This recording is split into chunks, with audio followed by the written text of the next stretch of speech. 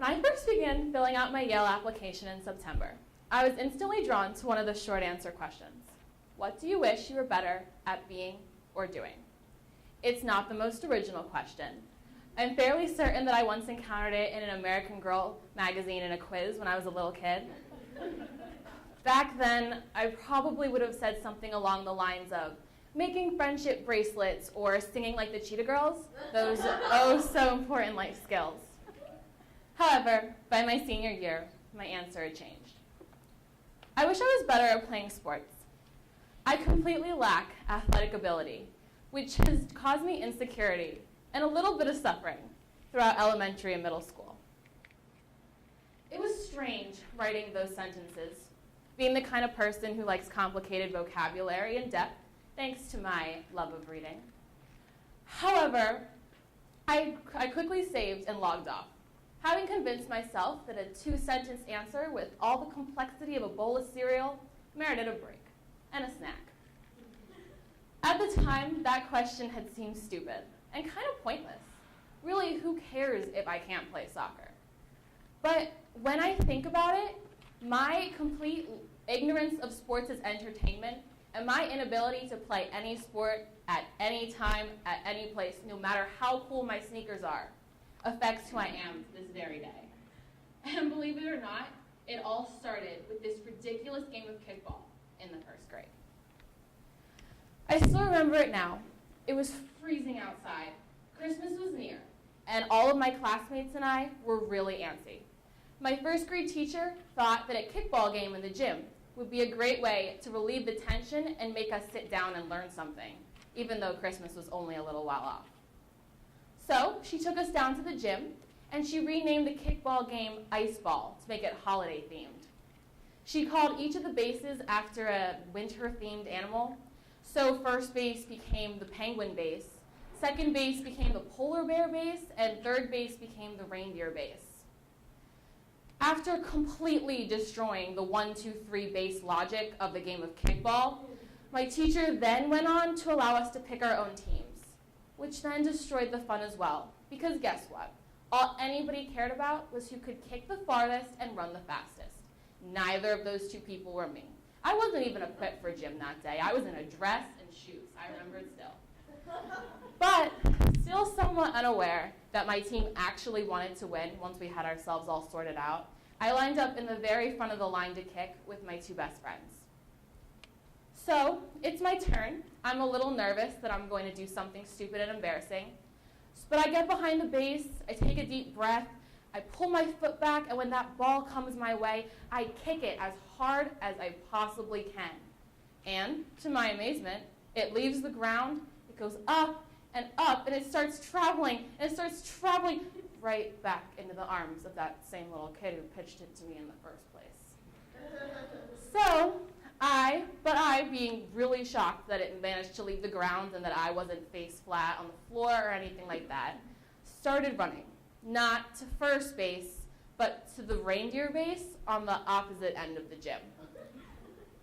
But my first grade class, made up of sympathetic and understanding young children, all began laughing hysterically. Even my teacher cracked a smile, but I started crying a lot for the rest of the afternoon. And thus, with that infamous game of kickball, there ended any chance that I would ever become enamored with sports.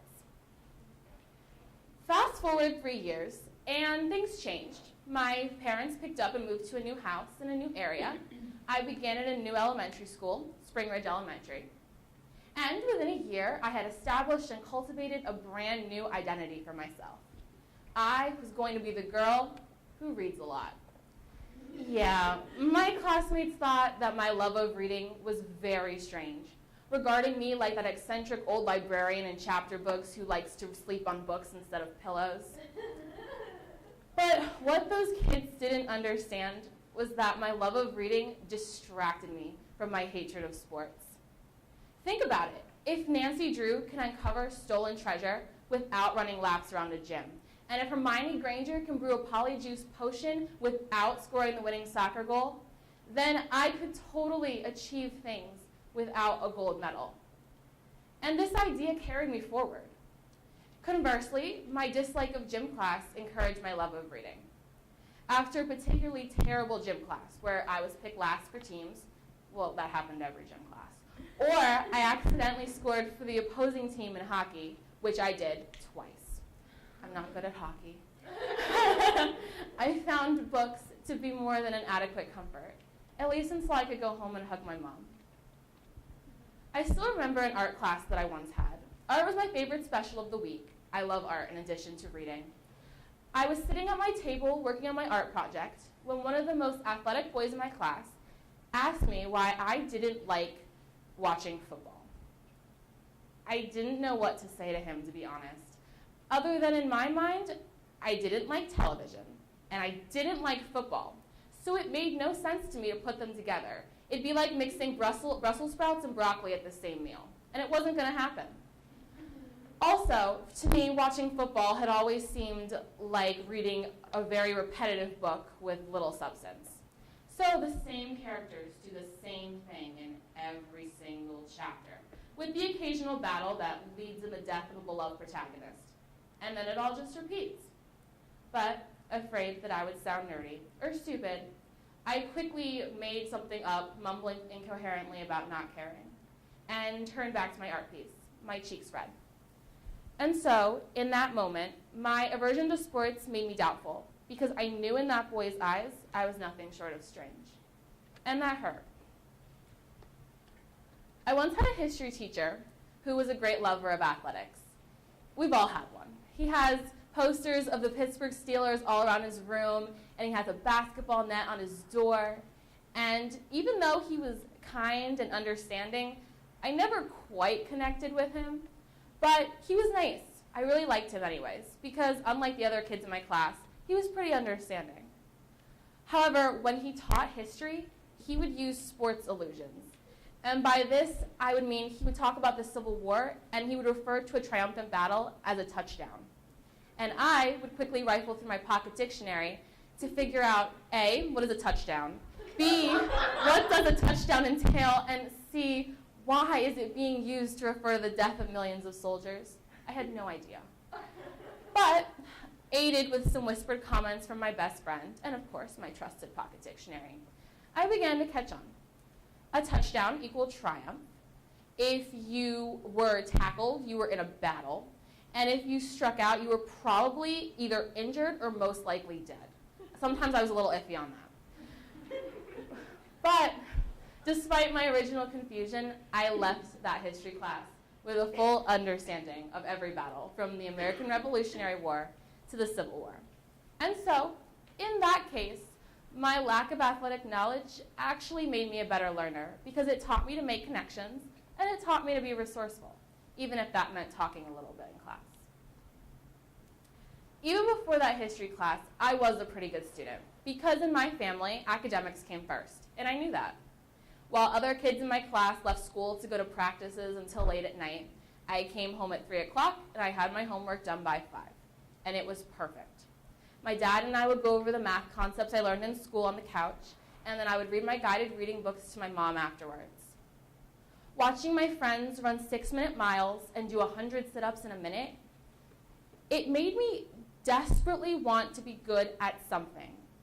And that ended up translating into a need to be good at anything and everything that wasn't related to sports.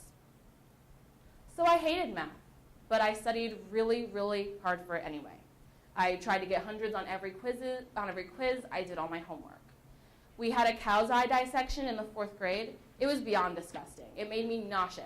But I paid attention and I took notes because I understood that it was important.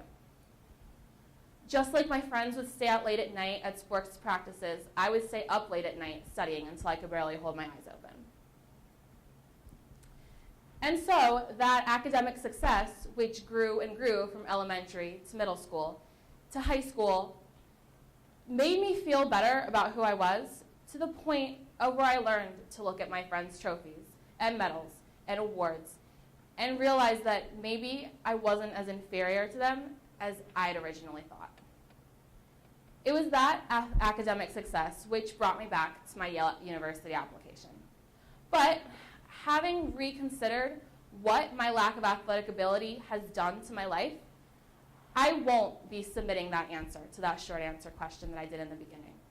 Because even though my lack of athletic ability may have caused me insecurity and feelings of inferiority and oftentimes just plain old unhappiness in school, it pointed me in a different direction. I have a different perspective. I have different goals. I like to do different things, and that's all just part of being an individual. Next year, when I go to college, if all the kids in my dorm all want to go to the football game, or they have their own sports practices, and I prefer to just do something else that makes me happy, whether it be taking a walk, or going to a museum, or reading a book, listening to music, then I really do plan to. And as strange as that may sound, that is 100% okay with me. Because I always have been, and I always will be, the girl who reads a lot. And there is absolutely no point in me trying to change that. Thank you.